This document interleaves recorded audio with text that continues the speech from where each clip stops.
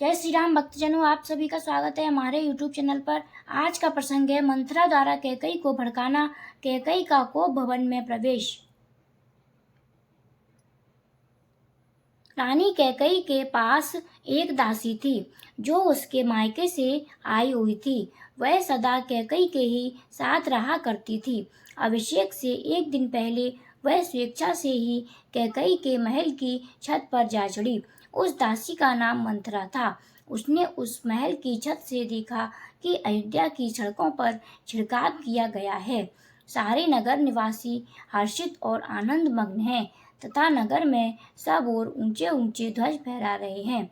अयोध्या की ऐसी शोभा को देखकर मंथरा को बड़ा आश्चर्य हुआ। उसने पास के कोठे पर राम की धाय को खड़े देखा। उसके शरीर पर पीले रंग की रेशमी साड़ी शोभा दे रही थी। उसे देखकर मंथरा ने उससे पूछा, धाय, आज श्री रामचंद्र जी की माता किस कारण अत्यंत हर्ष में भरकर लोगों को धन बांट रही हैं? आज यहाँ के मनुष्यों को इतनी अधिक प्रसन्नता क्यों है? इसका कारण मुझे बताओ। आज महाराज दशरथ अत्यंत प्रसन्न होकर कौन सा कर्म करेंगे?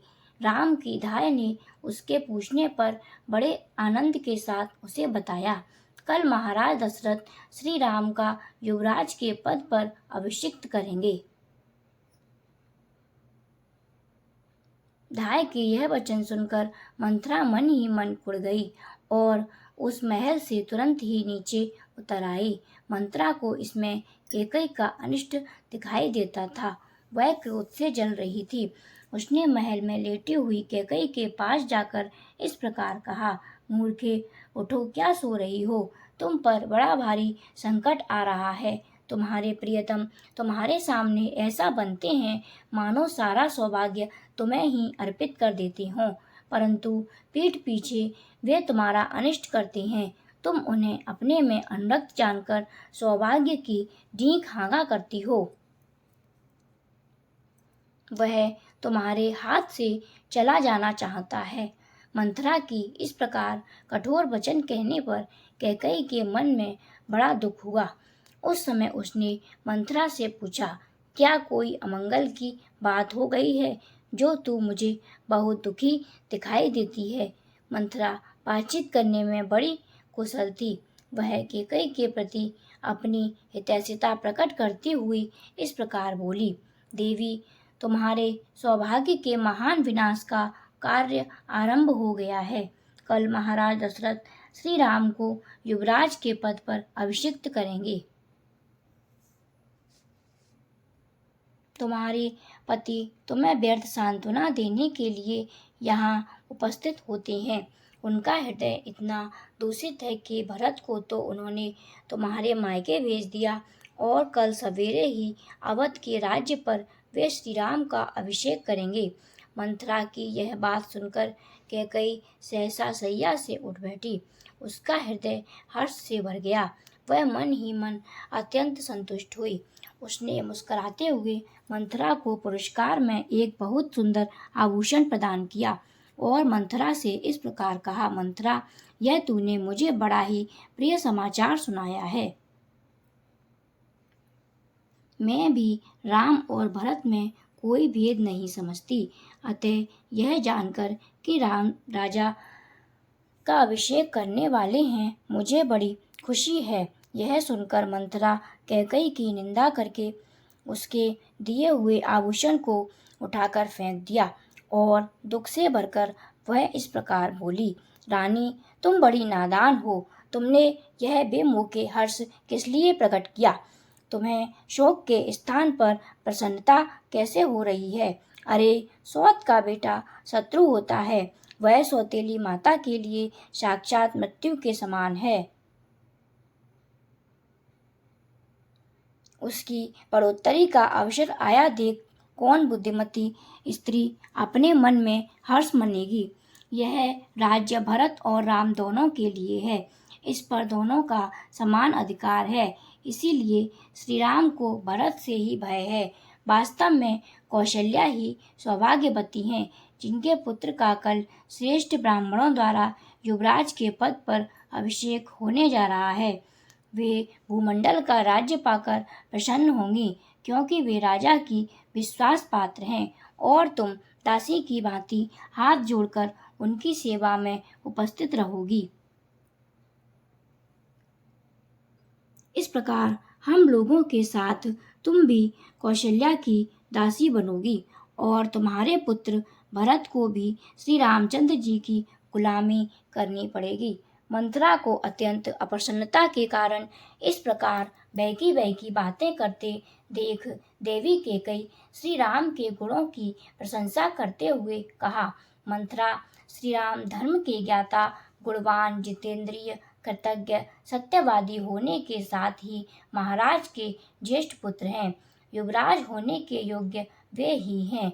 वे दीर्घायु होकर अपने भाइयों का पिता की भांति पालन करेंगे। अतः उनके अभिषेक की बात सुनकर तू इतनी जल क्यों रही है? मेरे लिए जैसे भरत आदर के पात्र हैं, वैसे ही बल्कि उनसे भी बढ़कर श्री राम हैं, क्योंकि वे कौशल्या से भी बढ़कर मेरी बहुत सेवा किया करते हैं। यदि राम को राज्य मिल रहा है तो उसे भरत को मिला हुआ समझ, क्योंकि रामचंद्र अपने भाइयों को भी अपने ही समान समझते हैं। कैकई की यह बात सुनकर मंथरा गर्म सांस खींचकर कैकई से बोली, रानी, तुम मूर्खतावश अनर्थ को अर्थ समझ रही हो।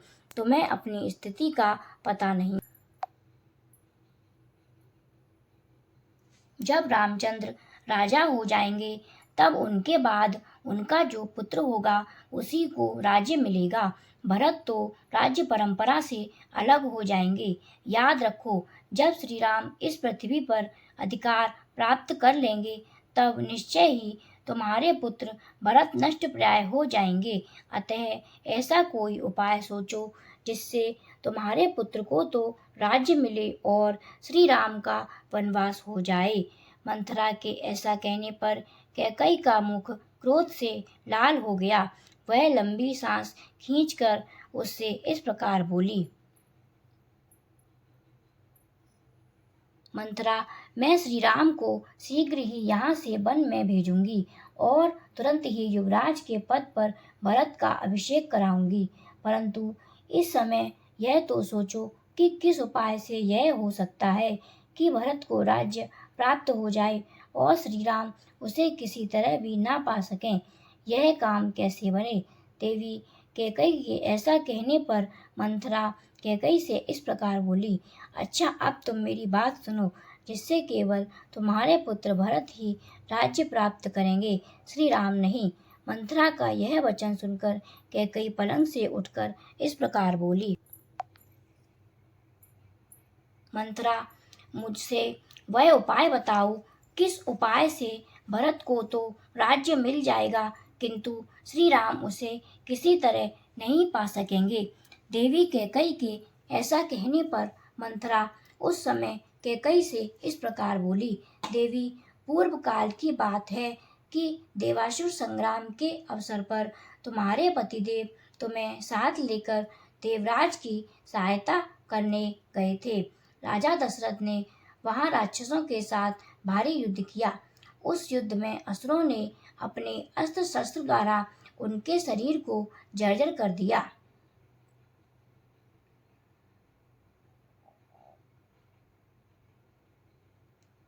देवी, जब राजा की चेतना लुप्त सी हो गई, उस समय सारथी का काम करती हुई तुमने अपने पति को रणभूमि से दूर हटाकर उनकी रक्षा की। इससे संतुष्ट होकर महाराज ने तुम्हें 2 वरदान देने को कहा। देवी, उस समय तुमने अपने पति से कहा, प्राणनाथ, जब मेरी इच्छा होगी तब मैं इन वरों को मांगने। उस समय महात्मा नरेश ने तथास्तु कहकर तुम्हारी बात मान ली थी। देवी, मैं इस कथा को नहीं जानती थी। पूर्व काल में तुमने मुझसे यह वृतांत कहा था। तुम इन वरों के प्रभाव से अपने स्वामी को वश में करके श्री राम के अभिषेक के आयोजन को पलट दो। तुम उन दोनों वरों को अपने स्वामी से मांगो। एक वर के द्वारा भरत का राज्याभिषेक और दूसरे वर के द्वारा श्री राम का 14 वर्ष का वनवास मांगो। जब श्री राम 14 वर्षों के लिए वन में चले जाएंगे, तब उतने समय में तुम्हारे पुत्र भरत समस्त प्रजा के हृदय में अपने लिए स्नेह पैदा कर लेंगे और इस राज्य पर स्थिर हो जाएंगे।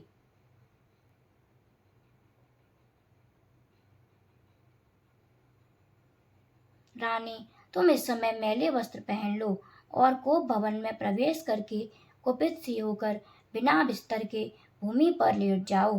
राजा आवे तो उनकी ओर आंख उठाकर न देखो, न उनसे कोई बात ही करना। तनिक भी संदेह नहीं कि तुम अपने पति को बड़ी प्यारी हो। तुम्हारे लिए महाराज आग में भी प्रवेश कर सकते हैं, ना तो तुम्हें कुपित कर सकते हैं और ना ही कुपित अवस्था में देख सकते हैं। महाराज को सत्य की शपथ दिलाकर उनसे वर मांगना। इस प्रकार वनवास मिलने पर यह राम राम नहीं रह जाएंगे और तुम्हारे भरत भी शत्रुहीन राजा होंगे। इस समय श्री राम वन से लौटेंगे। उस समय तक तुम्हारे पुत्र भरत भीतर और बाहर से भी दृढ़ मूल हो जाएंगे। अतः तुम निर्भय होकर राजा को अपने वचनों में बांध लो और उन्हें श्री राम के अभिषेक के संकल्प से हटा दो। ऐसी बातें कहकर मंथरा ने कैकई की बुद्धि पलट दी और कैकई को उसकी बात पर विश्वास हो गया और वह मन ही मन बहुत प्रसन्न हुई और मंथरा से इस प्रकार बोली, मंथरा, यदि तू ना होती तो राजा जो षड्यंत्र रचना चाहते हैं वह कदापि मेरी समझ में नहीं आता। यदि भरत का राज्याभिषेक हुआ और श्री राम को वन में चले गए तो मैं सफल मनोरथ और संतुष्ट होकर सोने की बनी हुई सुंदर स्वर्णमाला तुझे पहनाऊंगी। मंथरा रामचंद्र के अधिक काल के लिए वन में चले जाने पर भरत का मनोरथ सफल होगा। यदि राम यहाँ से नहीं गए तो मैं यहाँ इस जीवन को रखना नहीं चाहूंगी। इस प्रकार अत्यंत कठोर वचन कहकर कैकई ने कोप भवन में जाकर सारे आभूषण उतार दिए और बिना बिस्तर के वह खाली जमीन पर लेट गई।